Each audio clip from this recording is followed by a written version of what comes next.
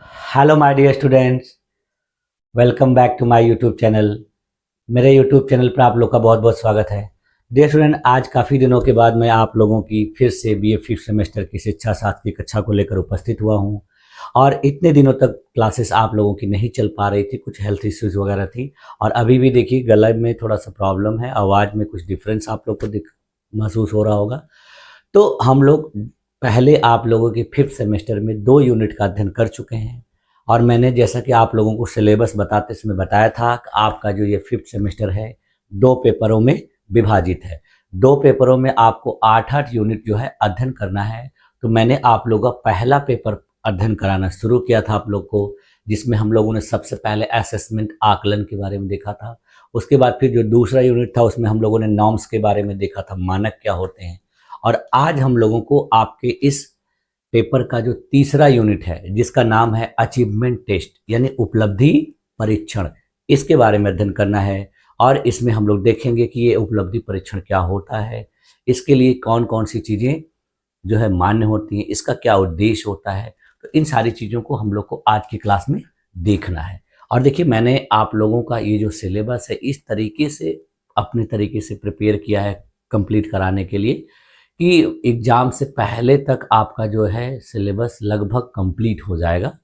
और जो दूसरा पेपर है उसमें देखिए ज़्यादातर जो चीज़ें हैं वो जो है थोड़ा सा सम्स वगैरह मैथमेटिकल टाइप की हैं। तो उनको भी मैं क्या करूँगा कि एक एक दो दो एग्जाम्पल्स टाइप का आपको बता दिया करूँगा।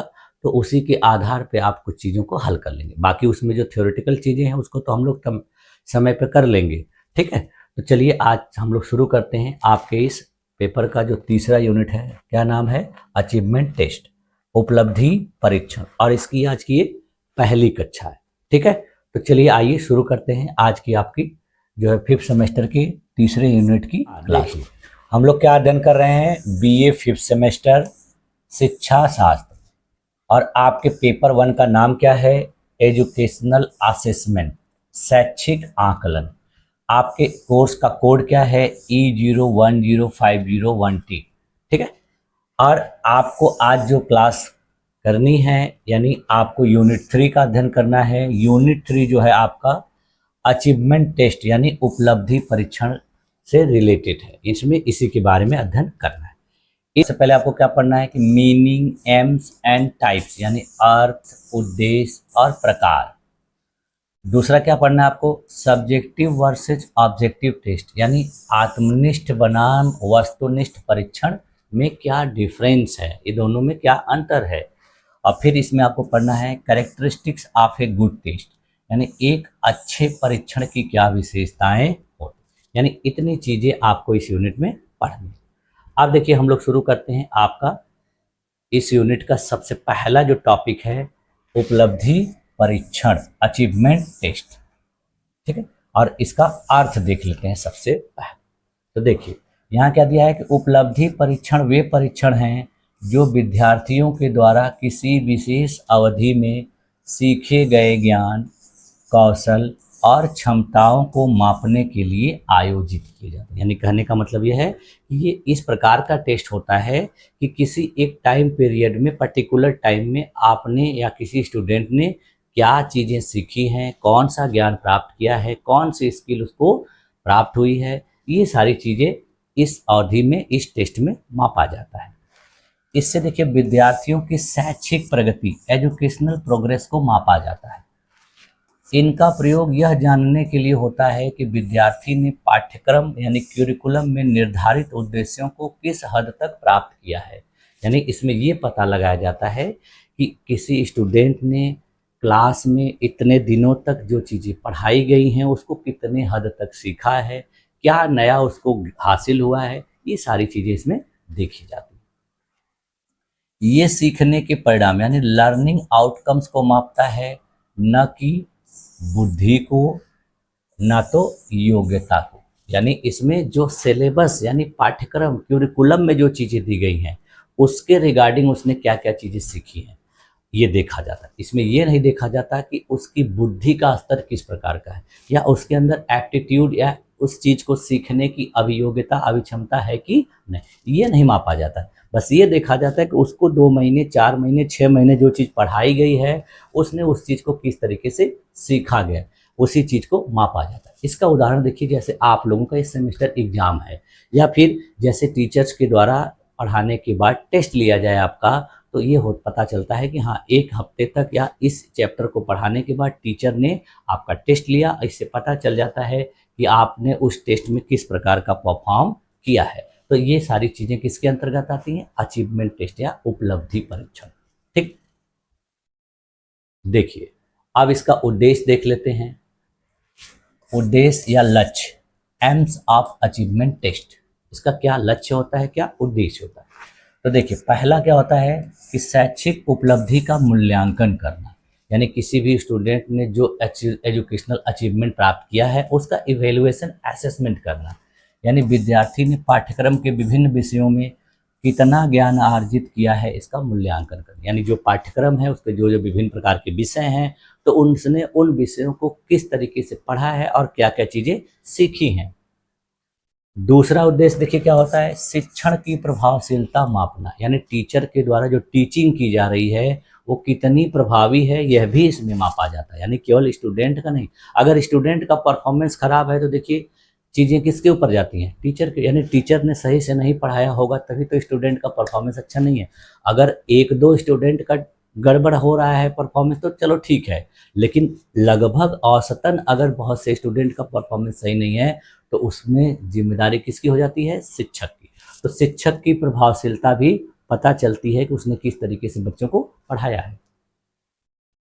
तीसरा चीज देखिए इसमें क्या मापा जाता है कि विद्यार्थियों के कमजोर और मजबूत क्षेत्रों की पहचान की जाती है, यानी इससे पता चलता है कि स्टूडेंट का कौन सा जो सेक्टर है वो कमजोर है और कौन सा पोर्शन जो है मजबूत है, यानी वो किस चीज़ में कमजोर हैं, किस चीज़ में तेज हैं। तो इससे क्या होता है कि उसकी चीज़ों को बाद में और भी बेहतर तरीके से सुधारा जा सकता है।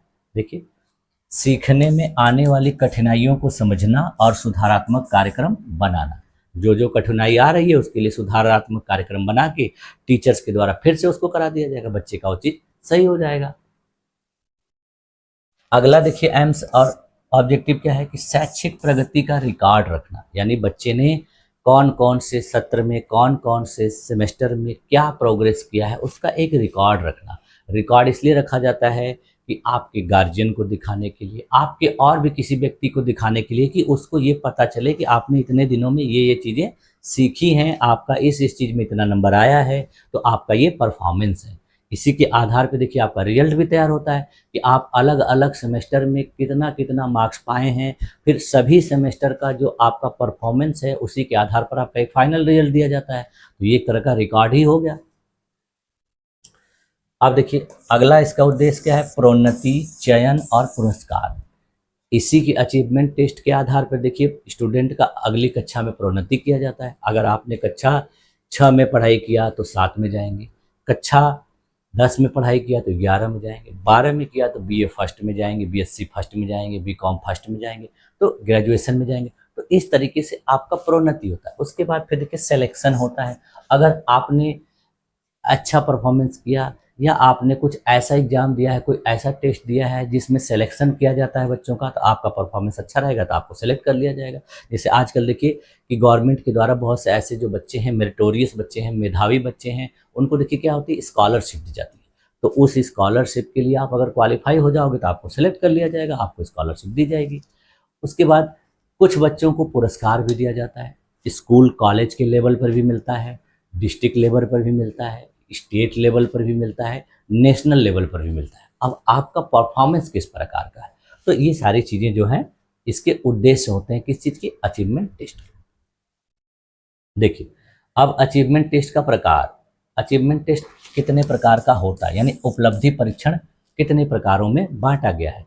तो देखिए उपलब्धि परीक्षण को मुख्य रूप से 2 आधारों पर वर्गीकृत किया जाता है, यानी इसको वर्गीकृत करने के आधार क्या है, 2 हैं। पहला आधार क्या है कि उद्देश्य के आधार पर, बेस्ड ऑन पर्पस, और दूसरा क्या है कि प्रश्नों की संरचना के आधार पर, यानी बेस्ड ऑन क्वेश्चन स्ट्रक्चर, यानी आपका परीक्षण जो किया जा रहा है किन उद्देश्यों के तहत किया जा रहा है और किस प्रकार के प्रश्नों के तहत किया जा रहा है, इसके आधार पर इसको कई भागों में बांटा गया है। ठीक है, अब देखिए जिसका पहला प्रकार क्या है कि उद्देश्य के आधार पर, उद्देश्य के आधार पर इसको कितने भागों में बांटा गया है। तो देखिए सबसे पहला है निदानात्मक परीक्षण, डायग्नोस्टिक टेस्ट। निदानात्मक का मतलब क्या होता है, जैसे देखिए आप कभी बीमार होते हैं तो आप डॉक्टर के पास जाते हैं इलाज कराने के लिए, तो डॉक्टर सबसे पहले आपका इलाज नहीं करने लगता है या आपको दवा नहीं दे देता, पहले वो आप क्या करता है, आपका जांच कराता है। यानी आपकी क्या बीमारी है, क्या परेशानी है, उसको पहले पता लगाता है, तब जाके आपको दवा देता है। ऐसा नहीं है कि गए दवा दे दिया। जो डॉक्टर इस तरीके से करते हैं तो फिर वो आपका सही से इलाज नहीं कर पाएंगे। तो उसी प्रकार से पढ़ाई लिखाई के क्षेत्र में भी होता है, तो वो निदानात्मक परीक्षण होता है। इसमें देखिए ये पता लगाया जाता है कि किसी स्टूडेंट को सीखने में क्या समस्या आ रही है, उसकी क्या कमजोरियां हैं, और उसको टीचर जब पता लगा लेता है तो फिर बाद में उस चीज़ को बेहतर तरीके से आपको सिखाकर प्रशिक्षण देकर सही कर देता है। तो देखिए इनका उद्देश्य देखिए क्या होता है कि विद्यार्थियों की कमजोरियों और सीखने की कठिनाइयों का पता लगाना। यानी इस प्रकार के टेस्ट में बस यही देखा जाता है कि आपके अंदर क्या क्या चीज़ों की कमी है, क्या क्या चीज़ों में आपको समस्या आ रही है, और फिर बाद में सुधारात्मक शिक्षण करके इसकी योजना बना के और आपके उस चीज़ को दूर किया जाता है। दूसरा जो प्रकार है देखिए वो क्या है, निर्माणात्मक परीक्षण, फॉर्मेटिव टेस्ट। इसमें देखिए क्या होता है कि आपकी जो कमी उन्होंने पता लगाई, जो समस्या आपकी पता लगाई, अब उसको क्या करेंगे, उसको दूर करने का प्रयास करेंगे, और उसी के दौरान बीच बीच में आपका टेस्ट करते रहेंगे कि आप उस चीज़ को सीख रहे हो कि नहीं, आप में सुधार हो रहा है कि नहीं। यानी इस प्रकार का जो टेस्ट होता है वो सीखने की प्रक्रिया के दौरान होता है। यानी कोई बच्चा जब सीख रहा है उसी दौरान उसका टेस्ट लिया जाता है। ऐसा नहीं कि सीखने के बाद में, सीखने के दौरान ही लिया जाता है। इससे देखिए शिक्षण की प्रभावशीलता का त्वरित मूल्यांकन करके आवश्यक सुधार किए जाते हैं। यानी इससे शिक्षण की प्रभावशीलता का जो है मूल्यांकन कर लिया जाएगा और फिर त्वरित समाधान ढूंढ लिया जाएगा। उदाहरण के लिए देखिए जैसे साप्ताहिक या मासिक टेस्ट, इसका उदाहरण क्या है कि बहुत से जगह देखिए स्कूल में, कॉलेज में, कोचिंग में वीकली टेस्ट होते हैं, मंथली टेस्ट होते हैं। तो ये वीकली मंथली टेस्ट इसी प्रकार के परीक्षण के अंतर्गत आते हैं। किसके अंतर्गत, फॉर्मेटिव टेस्ट के। यानी बीच बीच में टेस्ट लेने से पता चल जाता है कि स्टूडेंट की प्रोग्रेस किस तरीके से है। अगर प्रोग्रेस में कमी है तो उसको सुधार किया जाता है। अब देखिए तीसरा जो प्रकार है वो योगात्मक परीक्षण है, समेटिव टेस्ट है। यानी ये सबसे लास्ट में होगा, यानी पूरा चीज सिखा लेने के बाद अंत में। ये कब होता है, जैसे जनरली देखिए जो आपकी सेमेस्टर एग्जाम होते हैं, ईयरली एग्जाम होते हैं, तो इसमें आपका सब कुछ जो आपको पढ़ाया जाता है एक बार टेस्ट किया जाता है और फिर उसमें देखा जाता है कि आपने पूरे ओवरऑल इतने समय में क्या चीजें सीखी। इसी को योगात्मक कहा जाता है, समेटिव। जैसे देखिए इसको शिक्षण सत्र या कोर्स के अंत में लिया, यानी कोर्स पूरा हो जाएगा तब टेस्ट लिया जाएगा, शिक्षण सत्र पूरा हो जाएगा तब, यानी एक सेमेस्टर की पूरी पढ़ाई खत्म हो जाएगी और लास्ट में फिर आपका टेस्ट लिया जाएगा। इसका उद्देश्य विद्यार्थियों की कुल उपलब्धि का मूल्यांकन करना होता है। यानी विद्यार्थी ने पूरे समय में क्या क्या चीजें हासिल की हैं उसका मूल्यांकन करना होता है। उदाहरण के लिए देखिए जैसे वार्षिक परीक्षा और बोर्ड परीक्षा होती है। आप लोगों ने बोर्ड परीक्षा दी होगी, कक्षा 10 में दी है, कक्षा 12 में दी है, और अभी भी देखिए आप लोग वार्षिक परीक्षा सिस्टम तो नहीं दे रहे हैं, लेकिन जो है सेमेस्टर प्रणाली है। तो सेमेस्टर प्रणाली में आप लोग का 6 महीने का कोर्स होता है, उसका सिलेबस पूरा कराया जाता है, फिर उसका परीक्षा होता है आपका। ठीक है, तो इस तरीके का जो है ये योगात्मक है। अगला जो प्रकार है देखिए, अगला प्रकार है मानकीकृत उपलब्धि परीक्षण, यानी इसको कहते हैं स्टैंडर्डाइज अचीवमेंट टेस्ट। इस प्रकार का जो टेस्ट होता है वो देखिए स्टैंडर्ड टाइप का, यानी किसी विशेषज्ञ के द्वारा आपका टेस्ट लिया जाएगा और वो विशेषज्ञ क्या करेगा, अपने अनुसार प्रश्न पत्र तैयार करेगा और वो प्रश्न पत्र में ऐसे ही प्रश्नों को शामिल करेगा जिन प्रश्नों को जानना आपसे अपेक्षा रखा जाता है। यानी आपको उस चीज़ को जानना है, उस सिलेबस को, उस करिकुलम को पढ़ने के बाद आपको वो चीज़ आनी चाहिए। वही चीज़ वो एग्जामिनर जो है पेपर में क्वेश्चन डालेगा और आपका टेस्ट करेगा। देखिए विशेषज्ञों के द्वारा विकसित मानक प्रश्न पत्र होते हैं। देखिए जो विशेषज्ञ रहेंगे वही पेपर तैयार, जैसे आप लोग का जो पेपर तैयार होता है एग्जाम में, तो उसको देखिए कौन बनाता है, आपके विषय के जो स्पेशलिस्ट होते हैं, विशेषज्ञ होते हैं, वही बनाता है। ऐसा नहीं है कि आपकी क्लास के स्टूडेंट के द्वारा ही वो पेपर बनवा दिया जाए, ऐसा नहीं होता। ठीक है, व्यापक स्तर पर देखिए विद्यार्थियों के शैक्षिक स्तर का आकलन करते हैं। इस तरीके के जो टेस्ट होते हैं वो देखिए ब्रॉड लेवल पर, व्यापक स्तर पे आपकी उपलब्धियों का मापन करते हैं, किसी भी स्टूडेंट की उपलब्धियों का मापन करते हैं। जैसे इसका उदाहरण देखिए क्या है, एसएटी। एसएटी मतलब इसी को शॉर्टकट में कहा जाता है स्टैंडर्डाइज्ड अचीवमेंट टेस्ट यानी एसएटी। इसके अलावा देखिए नेशनल अचीवमेंट सर्वे भी होता है, यानी राष्ट्रीय स्तर पर उपलब्धि परीक्षण का एक सर्वे किया जाता है, जिसमें क्या होता है कि राष्ट्रीय स्तर पर सभी बच्चों को उसमें सम्मिलित किया जाता है और फिर उनका देखा जाता है कि इनका परफॉर्मेंस किस तरीके का है। आप अपने स्कूल में अपने क्लास में बेहतर परफॉर्मेंस कर सकते हो, लेकिन पूरे भारत के बच्चों के साथ आप कैसा परफॉर्मेंस कर रहे हो ये भी देखा जाता है। ठीक है, अब देखिए प्रश्नों की संरचना के आधार पर देख लेते हैं प्रकार कि प्रश्नों का जो क्वेश्चन का स्ट्रक्चर होता है उसके आधार पर। तो देखिए उसके आधार पर पहला होता है वस्तुनिष्ठ परीक्षण, ऑब्जेक्टिव टेस्ट। आप लोग जानते ही होंगे कि एक ऑब्जेक्टिव टेस्ट ऐसा टेस्ट होता है जिसमें आपका एक प्रश्न होता है, उसके 4 विकल्प होते हैं और उन 4 विकल्पों में आपका एक विकल्प जो है बिल्कुल सही होता है, बाकी 3 विकल्प रॉन्ग होते हैं। तो आपका वही सही वाला उत्तर ढूंढने का आपका टेस्ट किया जाता है कि आप सही उत्तर जानते हो कि नहीं। जैसे देखिए इसमें क्या होता है कि उत्तर निश्चित होता है। इस प्रकार का टेस्ट देखिए बहुविकल्पी परीक्षा वाला एमसीक्यू वाला हो सकता है, सही गलत वाला हो सकता है, ट्रू फॉल्स वाला हो सकता है, मिलान करने वाला मैचिंग वाला हो सकता है। यानी वस्तुनिष्ठ परीक्षण में इस तरीके के प्रश्न पूछे जाते हैं और आप लोगों ने छोटी क्लास में पढ़ा होगा, बच्चों को देखते हैं कि छोटी क्लास के बच्चों को देखिए इसी तरीके के प्रश्न ज़्यादा पूछे जाते हैं, उनसे बड़े बड़े प्रश्न, लंबे लंबे उत्तर वाले प्रश्न नहीं पूछे जाते हैं।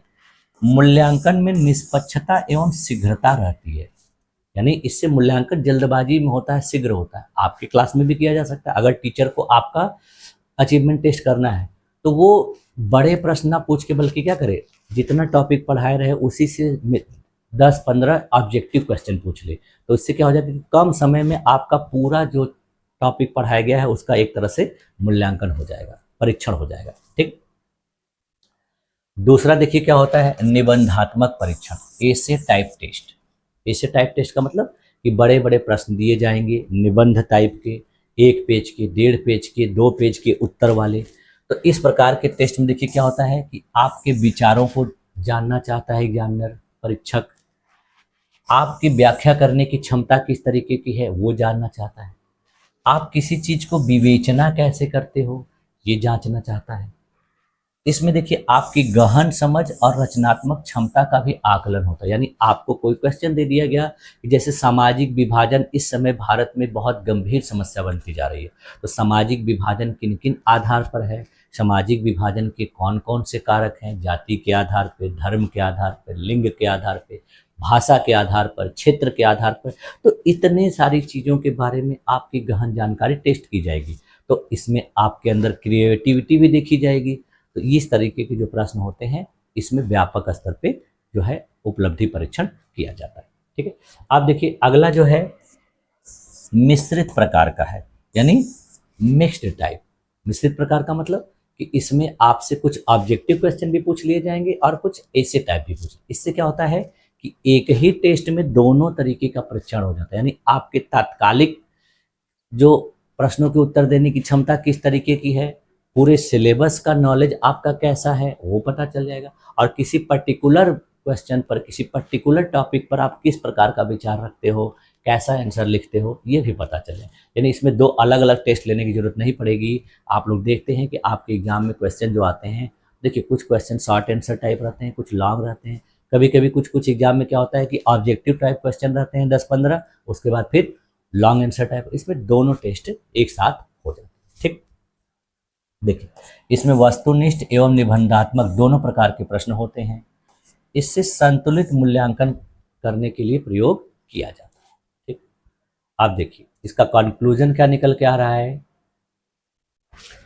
कि ये उपलब्धि परीक्षण जो है विद्यार्थियों की शैक्षिक उपलब्धि को मापने का एक प्रभावी साधन है। यानी जो अचीवमेंट टेस्ट है ये इसलिए किया जाता है कि किसी स्टूडेंट की जो एकेडमिक अचीवमेंट है, शैक्षिक उपलब्धि है, वो किस तरीके की है।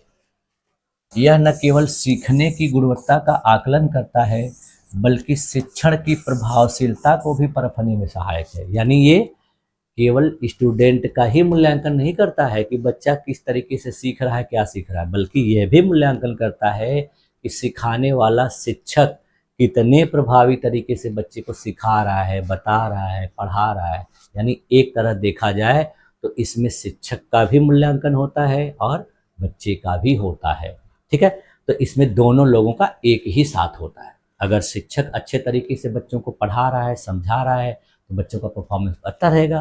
कभी कभी आप देखते हैं कि बहुत सी क्लासेस में एवरेज स्टूडेंट का परफॉर्मेंस खराब रहता है, तो उसमें जिम्मेदार सभी बच्चों को न मान के किसको माना जाता है? टीचर का।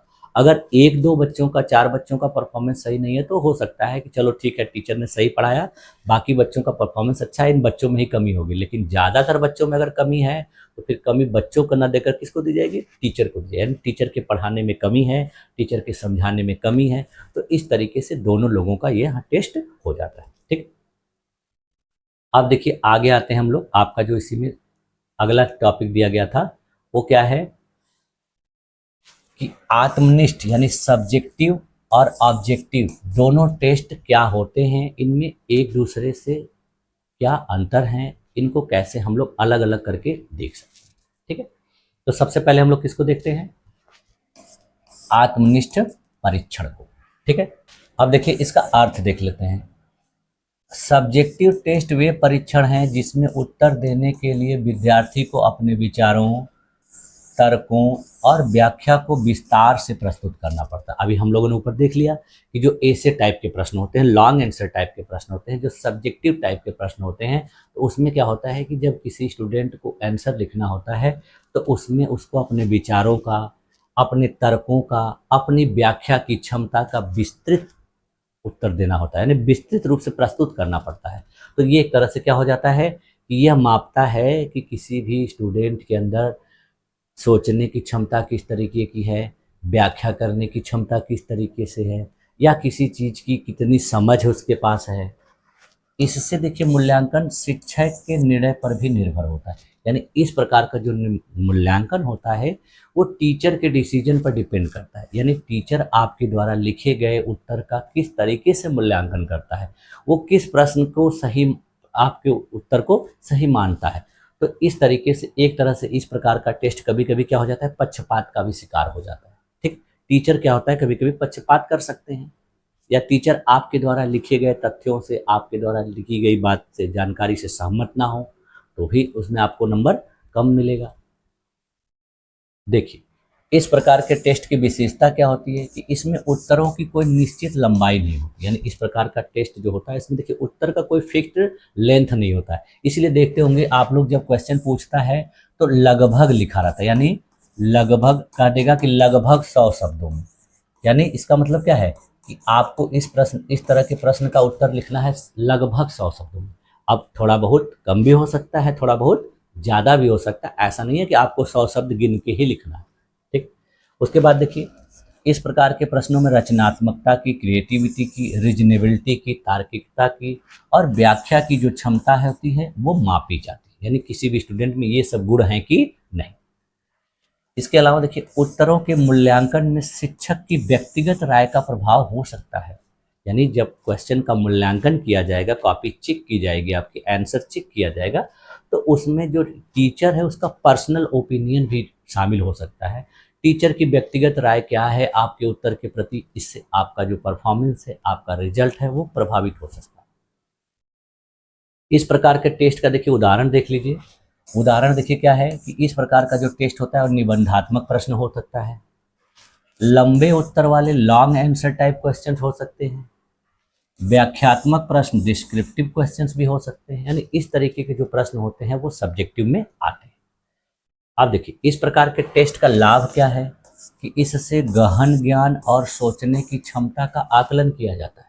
यानी आपका किसी भी विषय के प्रति कितना डीप नॉलेज है वो देखा जाता है, आपकी सोचने की क्षमता कितनी है, आप कितना सोच सकते हो किसी टॉपिक के बारे में, ये देखा जाता है।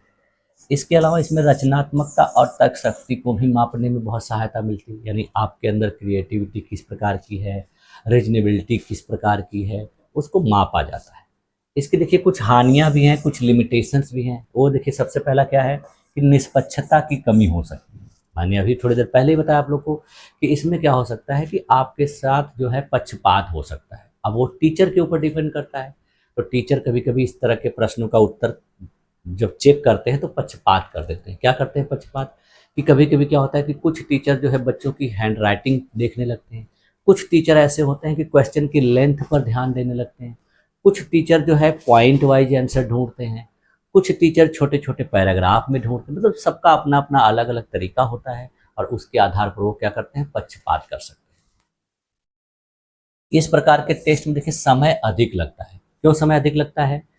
जैसे देखिए बड़े प्रश्न रहेंगे तो उसको लिखने में भी टाइम लगेगा, और फिर जब आप लिख के अपना टेस्ट कराएंगे, चेक कराएंगे, तो टीचर को चेक करने में भी टाइम लगता है। इसलिए ये क्या होता है कि टाइम टेकिंग होता है। इसमें देखिए जो स्कोरिंग होती है वो स्थिर कम होती है, यानी इसमें आपका नंबर जो है वो स्थिर नहीं होगा, कम ज़्यादा हो सकता है। अगर आपने पहले टेस्ट दिया कोई ऐसे टाइप का, उसमें हो सकता है आपका नंबर ज़्यादा आ गया, लेकिन फिर दोबारा आपने दिया तो हो सकता है कम आ सकता है। तो यानी इसमें आपके जो नंबर है वो स्थिर नहीं रह सकते हैं, अप डाउन हो सकते हैं। अब देखिए दूसरा जो है वो वस्तुनिष्ठ परीक्षण है। अभी हम लोगों ने क्या देखा, आत्मनिष्ठ या व्यक्तिनिष्ठ, और ये दूसरा है वस्तुनिष्ठ या ऑब्जेक्टिव। इसके बारे में अभी थोड़ा सा हम लोगों ने देखा ही था कि ऑब्जेक्टिव टेस्ट वे परीक्षण होते हैं जिसमें उत्तर निश्चित होता है और जो मूल्यांकन होता है उसमें व्यक्तिगत राय का प्रभाव नहीं पड़ता है। यानी इसमें जो भी उत्तर रहेगा वो निश्चित होगा और उसमें कोई भी टीचर, कोई भी जांचने वाला अपनी पर्सनल ओपिनियन को शामिल नहीं कर सकता। यानी उसका उत्तर जो है तो वही सही है। अब उसमें कोई अपना व्यू नहीं डाल सकता है कि हाँ ये नहीं, ऐसे नहीं, ऐसे होना चाहिए। जो आंसर है तो वो है। जैसे देखिए इसमें सही उत्तर एक ही होता है। इसकी विशेषताएं देखिए क्या होती हैं कि इसमें जो उत्तर होता है वो संक्षिप्त होता है और स्पष्ट होता है, यानी उत्तर छोटा होगा और क्लियर होगा। मूल्यांकन इसका त्वरित किया जाएगा और निष्पक्ष होगा, यानी इसमें मूल्यांकन करने में टाइम नहीं लगेगा और इसमें किसी भी प्रकार का पक्षपात नहीं होगा, निष्पक्ष होगा।